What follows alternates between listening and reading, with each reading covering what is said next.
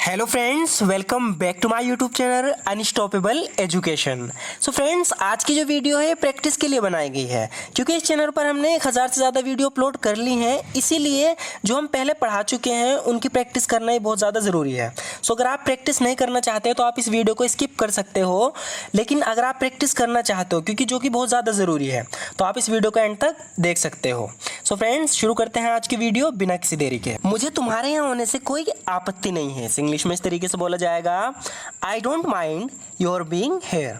I don't mind your being here. तो कोई इससे पूछ रहा है कि मेरे यहाँ होने से तुम्हें कोई परेशानी तो नहीं, तुम्हें कोई आपत्ति तो नहीं। तो ये कह रही है कि I don't mind your being here, यानी मुझे तुम्हारे यहाँ होने से कोई आपत्ति नहीं है।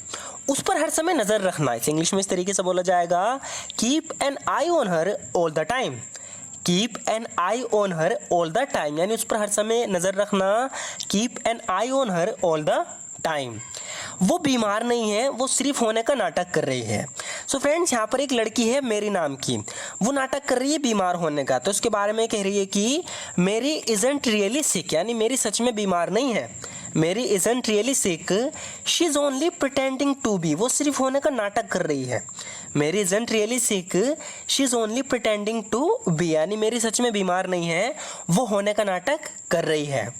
मैं एडी की मदद नहीं कर सकता और ना ही तुम कर सकते हो। सो फ्रेंड्स, एडी इनका दोस्त है, वो किसी परेशानी में है। तो यहाँ पर ये किसी से कह रहा है कि मैं एडी की मदद नहीं कर सकता और ना ही तुम कर सकते हो। तो इस इंग्लिश में बोलेंगे, I can't help AD and neither can you.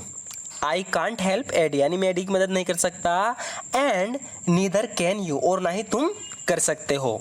मैं उसे नहीं रोक सकता और ना ही तुम रोक सकते हो। तो इसके जैसा एक और सेंटेंस है, यहाँ पर ही किसी के बारे में कह रहा है कि आई कांट स्टॉप हिम, यानी मैं उसे नहीं रोक सकता और ना ही तुम रोक सकते हो। And neither can you, and neither can you, और ना ही तुम रोक सकते हो। I can't stop him and neither can you, यानी मैं उसे नहीं रोक सकता और ना ही तुम। मैं उसके बारे में कुछ नहीं जानती सिवाय इसके कि वो एक टीचर है। तो कोई इससे किसी के बारे में पूछ रहा है तो कह रही है कि I know nothing about him, यानी मैं उसके बारे में कुछ नहीं जानती। I know nothing about him except that he is a teacher, सिवाय इसके कि वो एक टीचर है। I know nothing about him except that he is a teacher, मैं उसके बारे में कुछ नहीं जानती सिवाय इसके कि वो एक टीचर है। आज मेरे साथ कुछ बहुत बुरा हुआ है। इसे इंग्लिश में बोलेंगे, today something very bad happened to me. Today something very bad happened to me, यानी आज मेरे साथ कुछ बहुत बुरा हुआ। Today something very bad happened to me. मैं रास्ता भटक गया था और ऊपर से बारिश होने लगी। तो यहाँ पर ये पहली बार आ रहा था किसी के घर पे, तो बता रहा है कि मैं रास्ता भटक गया और ऊपर से बारिश होने लगी। तो इस इंग्लिश में बोलेंगे, आई लॉस्ट माई वे, यानी मैं अपना रास्ता भटक गया था, भूल गया था। आई lost my way and on top of that, and on top of that का मतलब है और ऊपर से, इट बिगेन टू रेन, और बारिश होने लगी। I lost my way and on top of that it began to rain, यानी मैं रास्ता भटक गया था और ऊपर से बारिश होने लगी। सड़क पार करते समय कार से मेरी टक्कर हो गई थी। इस इंग्लिश में बोलेंगे, I was hit by a car while I was crossing the street, यानी जो मैं गली पार कर रही थी, सड़क पार कर रही थी, उसे पार करते समय मेरी कार से टक्कर हो गई थी। तो इस इंग्लिश में बोलेंगे, I was hit by a car while I was crossing the street. आगे बोल रही है कि हादसे के बाद मैं पूरे दिन बेहोश रही। इस इंग्लिश में बोलेंगे, I was unconscious for a whole day after the accident. I was unconscious for a whole day after the accident, यानी एक्सीडेंट के बाद मैं पूरे दिन बेहोश रही। I was unconscious for a whole day after the accident.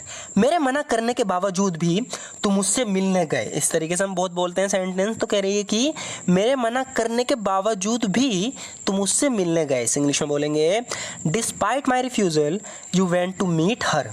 Despite my refusal you went to meet her, यानी मेरे मना करने के बावजूद भी तुम मुझसे मिलने गए। Despite my refusal you went to meet her. हम सैटरडे को एक पार्टी रख रहे हैं। तो इस इंग्लिश में बोलेंगे, we are throwing a party on Saturday. We are throwing a party on Saturday, यानी हम सैटरडे को एक पार्टी रख रहे हैं।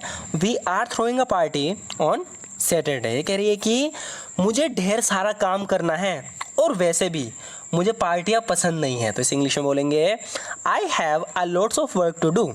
आई have a lot of work to do, यानी मुझे बहुत सा काम करना है, मेरे पास करने को बहुत काम है। I have a lot of work to do. Besides, वैसे भी I don't really like parties, मुझे पार्टीज़ पसंद भी नहीं है।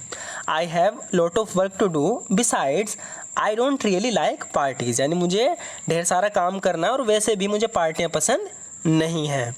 मोम गुस्से में थी इसीलिए वो चुप रही, तो इसकी माँ गुस्से में थी इसलिए उसने कुछ कहा नहीं, वो चुप रही। तो बता रहा है कि मोम वॉज एंग्री, यानी माँ गुस्से में थी, मोम was angry, that is why, इसीलिए शी रिमेंड साइलेंट, वो चुप रही। मोम was angry that is why she remained silent, मोम गुस्से में थी इसलिए वे चुप रही। अच्छा हुआ तुमने कुछ नहीं कहा, कह रहा है कि it's a good thing you didn't say anything. It's a good thing, इसका मतलब होता है अच्छा हुआ, अच्छी बात है। It's a good thing you didn't say anything, तुमने कुछ नहीं कहा। It's a good thing you didn't say anything, अच्छा हुआ कि तुमने कुछ नहीं कहा, नहीं तो वे तुम्हें मार देती।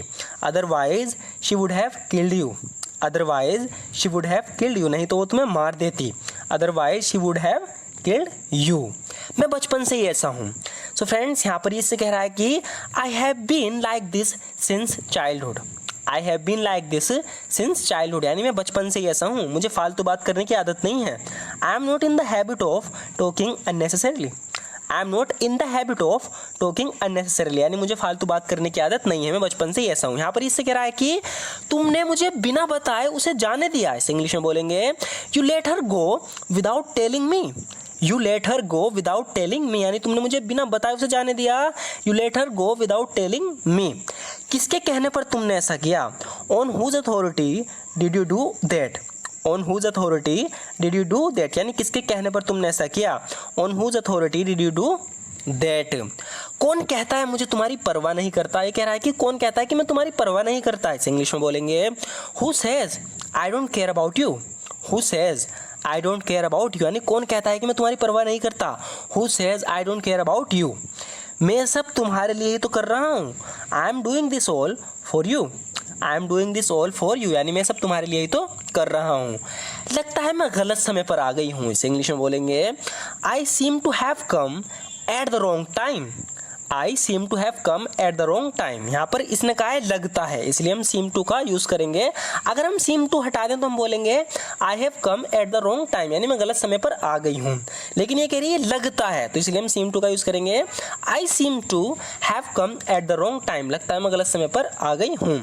माफ़ करना अगर मैंने तुम्हें डिस्टर्ब किया हो। I am sorry if I disturbed you, I am sorry if I disturbed you, यानी माफ़ करना अगर मैंने तुम्हें डिस्टर्ब किया हो।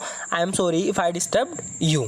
सो फ्रेंड्स, इस वीडियो में हमने जितने भी सेंटेंस देखे हैं वो हमने अपनी पुरानी वीडियोस से रिपीट किए हैं, ताकि जो है प्रैक्टिस होती रहे, हाथों हाथ जो हम पहले पढ़ चुके हैं उनकी प्रैक्टिस होती रहे, ताकि हम इन सेंटेंस को कभी भूलें ना और इनका यूज़ भी कर पाएँ जब भी हम इंग्लिश में बातचीत करना शुरू करेंगे, क्योंकि इस तरह के सेंटेंस बहुत ज़्यादा यूज़ होते हैं। तो अगर आप भी रेगुलर इसी तरीके से प्रैक्टिस करना चाहते हो, अपनी इंग्लिश को इम्प्रूव करना चाहते हो, तो हमारे चैनल को ज़रूर सब्सक्राइब कर लेना। वीडियो अच्छी लगी तो लाइक ज़रूर कर देना। And thank you so much for watching this video friends.